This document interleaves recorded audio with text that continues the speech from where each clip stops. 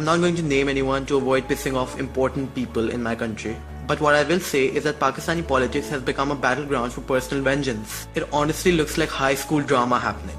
And instead of catty 16 to 17-year-old girls fighting, important 50 to 60-year-old people are playing their cards to making people suffer. You totally bitched me out. I'm gonna get you suspended. I'm pretty sure you guys know who I'm talking about. It's time important position holders realize that your jobs are your professions and they require you to be professional. The public has selected and elected you for a reason. So stop using that power to getting back at people for petty issues and start solving bigger problems. If only the leaders of Pakistan would keep their missions and aims above their ego, then Pakistan would have really prospered today. Pakistan was intended to be a secular, independent state by Quaid-e-Azam Muhammad Ali Jinnah. But eventually, problems grew. After ups and downs and a turbulent ride of democracy and dictatorship, the Islamic Republic of Pakistan is now where it is. The government of Pakistan can either be one of the two: democracy, dictatorship. Many people hate martial law because apparently Zia-ul-Haq's regime is considered to be one of the worst eras of Pakistan. I wasn't there personally, so I don't know myself, but I've heard people say that. On the other hand, Ayub Khan was also a military man, but his era is really considered to be a decade of development. Then you come to democracy. It's become a common theme in Pakistan for people to talk about the blessings and magic associated with democracy before an election. And right after the elections are over, there's a huge mob of people declaring a re-election because of rigging. So one second. Democracy is considered to be a freedom to vote. Let's be honest. There is rigging in Pakistan. I know it, you know it. There is rigging in Pakistan. As a result, democracy is not as free as it claims to be. Thus, every party rigs the elections in their respective areas. Saaf or Shafaf elections, please. And then the media blackmails you into believing that if you do not come out on the election day, that you're pretty much going to go to hell. And then there's always this group of people, them who should not be named, who always like to boycott stuff. It's like their hobby. Conclusion, I don't know what's right for Pakistan myself. I just wish that the people become responsible and aware. Honest leaders with the public as fools cannot prosper, and fools as leaders and honest people cannot prosper either. I hope I got that right. Tabdeeli will only come, change will only come once the Aam Janta begins to do something for Pakistan. Now I'm signing off and leaving you with a video that I had made for a documentary competition back in 2010. Enjoy and bye.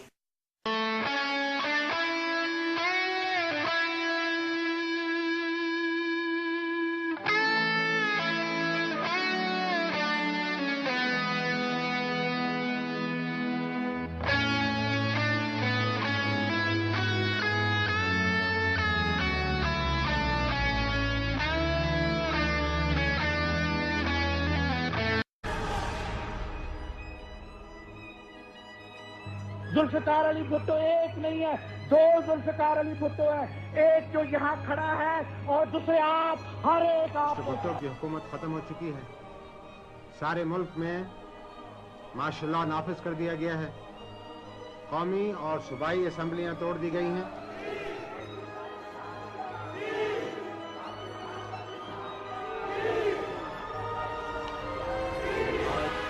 ओहदे से मुस्तफी होने की फैसला करता हूं।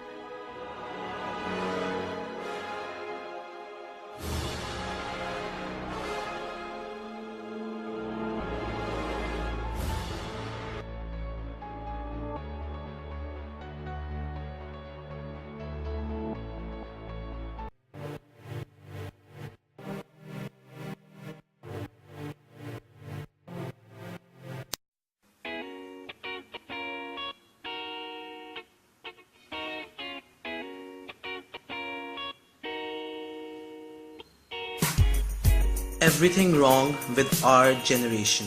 If there's one name on everyone's mouth, it has to be hands down Miley. Yup, Hannah Montana is twerking her way to fame or shame. or fame, well, that's for you to decide. But the problem is, why is the media acting so biblical all of a sudden? And going like, how could she have done this? Where are her parents? Why is she acting like a demon? The truth is, Miley Cyrus is not acting messed up. The media is just too bipolar. The US media really needs to pick a side on this Miley Cyrus issue. I mean, let's just talk in general. If media was truly against everything bad for the young generation, then trust me, the level of TV shows would not have come down so low. 16 and Pregnant, My Strange Addiction, Toddlers and Tiaras, Twerking, Planking, the crap that losers do on drive-thrus, making vines with little kids abusing in them. Honestly, media encourages all such kinds of behavior. And when someone excels in such an art, the media backs out and becomes a biblical nun and warns them of their implications. Media, pick a side, stop being a hypocrite, and honestly, start reporting on stuff that'll inspire the youth, rather than broadcasting stuff that just depresses the public. Media is like a little whiny ass bitch that rants about everything that's hip in the world and then starts snitching on them. And then chuckles.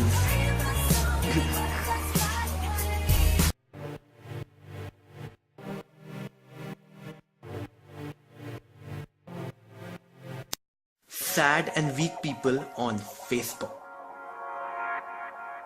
There are many types of Facebookers that you get to see today, but there is a special species of Facebookers that piss me off. It's gotta be the self-proclaimed victim who have no one support in the world except for the Facebook status button. These are the people who barely come online in general, hardly have any social feed on their Facebook profiles, but they appear from nowhere with a Facebook status, which is like the following.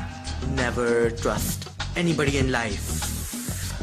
And you're sitting there just crossing your news feed and you're like, okay, what the hell? And then you're stuck in a dilemma of, should I intervene or should I just keep on scrolling? So you put a stone on your heart and respect and you decide to intervene. You comment saying, what's wrong? They reply saying, nothing. Are you kidding me? And then they reply, I don't want to talk about it. But surely you did want to Facebook status about it. I genuinely think it's a disease. These are the types of people who want to call out to the world and tell them that they're in pain. But at the same time, they don't want to talk about it. Or do they? I honestly hate people who indulge in self-pity. If you're stuck in a problem, contact friends and family. Don't bring it out on the Facebook status. Consult anyone except Facebook.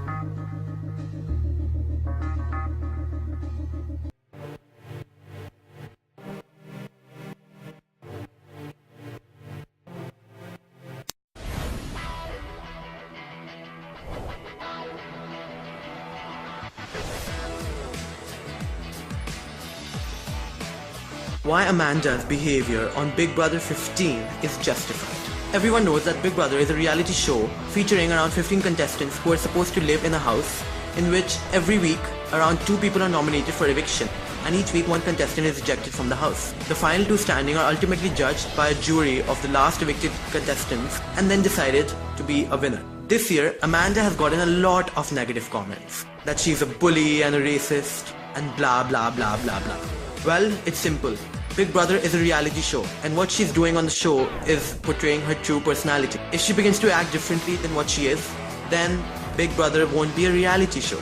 Secondly, as far as racism is concerned, I believe that Aaron was much more racist than Amanda. And only because Amanda spoke back to Candice in the veto competition does not mean that she's against the black community.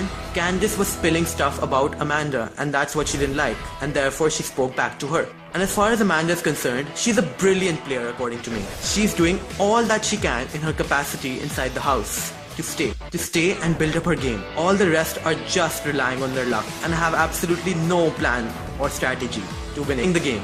She's the only one using manipulation and strategies to get so far in the game. I honestly think that society is messed up. I mean, if Amanda was a man, everyone would be praising her for, oh my god, she's so smart, she's so intelligent, she's such a genius. But because she's a woman, I guess she's getting all this hate. I agree with Spencer when he said that Amanda's not a bully, she's just assertively honest. I mean, look at it from Amanda's point of view. She's nearing the end of the show and other contestants are plotting to getting her out of the house. No contestant at this point would want to be evicted, right? So stop saying that she's a bitch and whatnot. She's just too good a player. Also, she's not a floater like Andy and all the other contestants this season. And lastly, the winner's name will be decided by the jury members. So all those who are saying that Amanda is affiliated with the show's producers and she'll automatically be the winner, you guys are surely mistaken. So stop hating on Amanda and start appreciating her gameplay. Bye.